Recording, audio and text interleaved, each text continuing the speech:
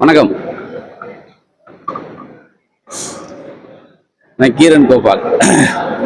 நக்கீரன் கோபால் வர்றதுக்கு முன்னாடியே நான் இயற்பியல், எனக்கு ராஜகோபால். இது அருப்புக்கோட்டை. இந்த அருப்புக்கோட்டையில் படித்த பள்ளி எஸ்பிகே ஆண்கள் உயர்நிலைப் பள்ளி. அதில் 73, 74 நான் 73, 74 11th ஸ்டாண்டர்ட் படித்தோம் நாங்கள். அதாவது இப்போ அந்த 11th ஸ்டாண்டர்ட் முடித்து 50 வருஷம் கோல்டன் ஜூப்ளி இன்னைக்கு கொண்டாடுறோம்.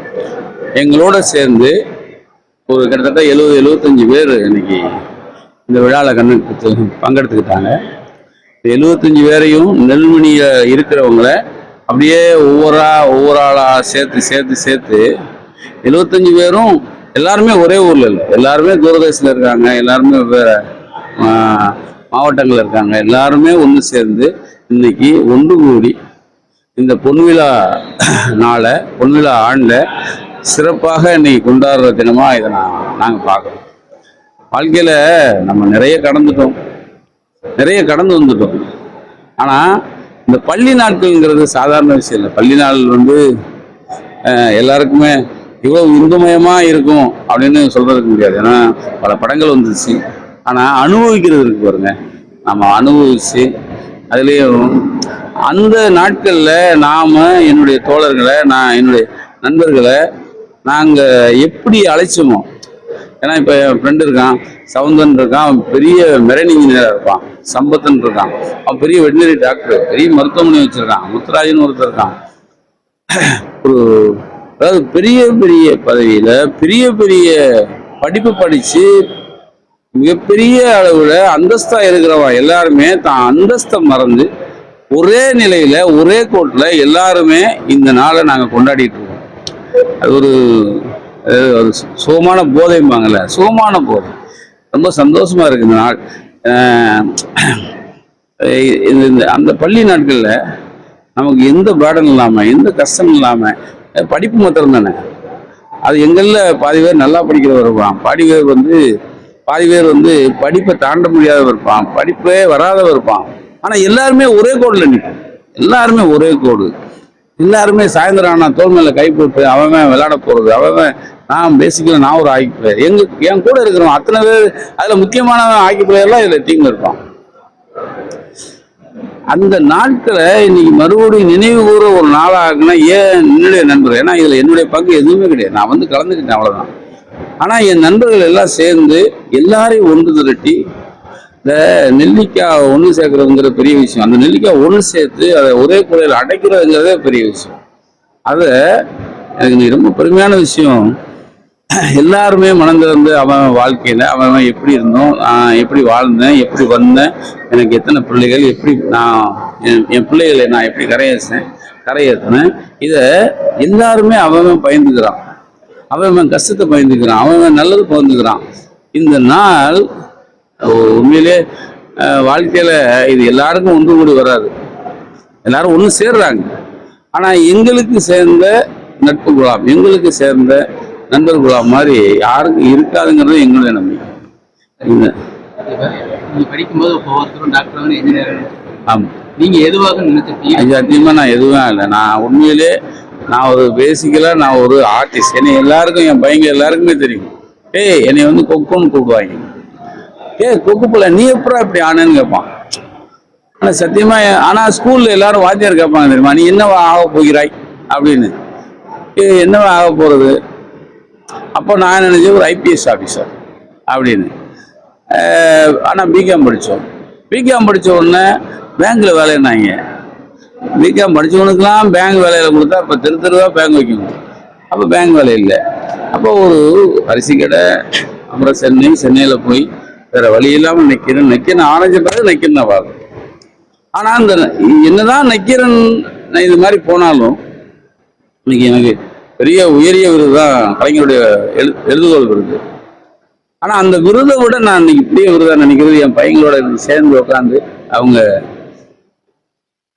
இதை பார்த்தீங்கன்னா இந்த நாளில் காலை உணவு அருப்புக்கோட்டைன்னா ஒரு ஸ்பெஷல் இருக்கும்ல. நம்மெல்லாம் நான் சென்னைக்கு போயிட்டேன், ஒவ்வொருத்தரும் சென்னைக்கு போயிடுச்சு. அருப்புக்கோட்டைக்கு வந்தால் அந்த சாப்பாடு ஒன்று நினச்சிட்டே வரும். நம்ம சோறுங்கிறது சோறே விஷயம் இல்லை, ஆனால் சோறு ஒரு ஸ்பெஷல். நான் நினச்சிட்டே வந்தேன், ரத்த பொரியல் போடுவாங்களா அப்படின்னு. காலையில் பார்த்தா ரத்த பொரியலோட அப்படி கமன்னு ஒரு முட்டை தோசை. வாழ்க்கையில் இதை நம்ம வீட்டில் கூட செய்ய மாட்டாங்க.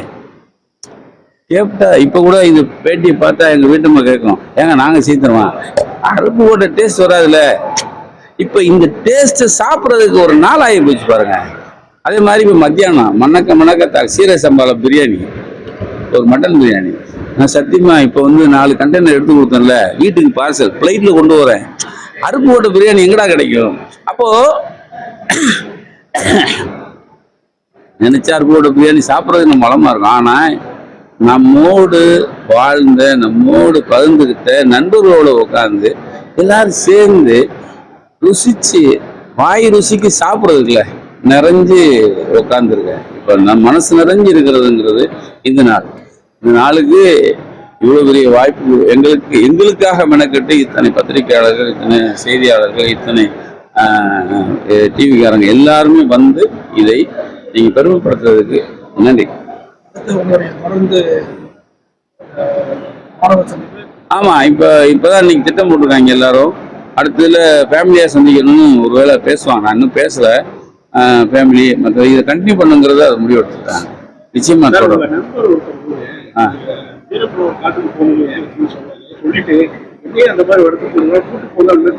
ஆமா, யாராவது அதாவது ரஜினி ஒரு கையம் கூட வரேன்னாரு. ரஜினி தயாராயிட்டார், காடியெல்லாம் ஓட்டி. ஓகேவா? ஆமா, ஓகேவா? கலைஞர் போனு இன்னும் ரஜினி பார்த்தீங்களான்னாரு. என்னென்ன இல்லை ஏதோ காட்டுக்கு வரேன்னா அப்படியா? அவர் சிரிக்கிறாரு. ஏன்னா சும்மாவே ஒரு சூப்பர் ஸ்டாரை பிடிச்சி வச்சிருக்கேன். இன்னொரு சூப்பர் ஸ்டார் நம்மளால மாட்டிக்கிட்டாருன்னா கதை கந்தல். ஏன்னா அவருக்கும் கந்தல், எனக்கு கந்தல்ல. 2 சூப்பர் ஸ்டார் மாட்டிக்கிறது வேலை. ஆனா கலைஞரும் போய் சொல்லி ஆகணும். யாரை கேட்டு ரஜினி கோபாலோட ரஜினி அனுப்புனேன்னு வரும், நீ யாரை கேட்டு நீ கூட்டு போனேன்னு வரும். நான் இன்னைக்கு இந்த பேட்டியை கொடுத்துருக்க முடியாது, அன்னைக்கு அது நடந்ததுன்னா. அப்ப நீங்களே சமாளிக்கினார் யார்? கலைஞர் ரஜினியை. கோபால் நம்ம ரெடி, அந்த பேக்லாம் ரெடி பண்ணிட்டாரு. அவர் எப்பயுமே பெங்களூர் டிராவல் போனால் அந்த இமயமலை போனால் ஒரு பேக் ஒன்று வச்சுப்பார். அதெல்லாம் ரெடி பண்ணி கோபால் ரெடி, காடி ஓகே அப்படின்னு நான் சிரிச்சேன். கோபால் என்ன நல்லா இல்லையா?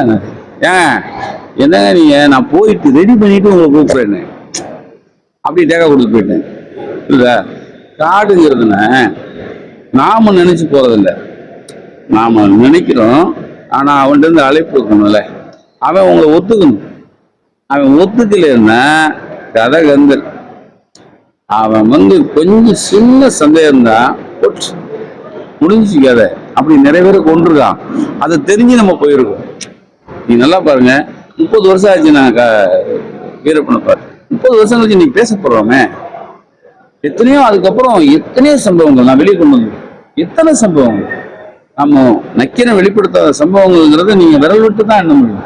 அப்ப எல்லாமே நான் போட்டிக்காக சொல்றேன். நாங்க தொட்டா இப்ப உதாரணம்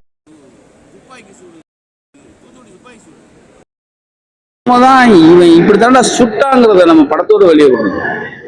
சாத்தாங்கணும் எல்லாரும் வந்து நெஞ்சு வலிச்சதுன்னா அப்ப இருக்கிற முதல்வர் முடிச்சாரு, நெஞ்சு வெளியில செத்தாருன்னு. நாம தான் ஜெயில் மனுவை எடுத்து வெளியே போட்டோம். இன்னைக்கு என் மக்களோட நான் நின்று கொண்டாடுறதுக்கு அது ஒரு காரணம் தான். ஏமாட்டம் இல்ல, பின்னாடியே புரிஞ்சுக்கிட்டேன். சொன்னேன் அது ரிஸ்க் என்னது. நீங்க அவரு ஆர்வம் இருந்தது. ஏன்னா ராஜ்குமார், அவருக்கு ராஜ்குமாரை காப்பாற்றணுங்கிற அந்த இது இருந்தது. அவரு புரிய வச்சேன்.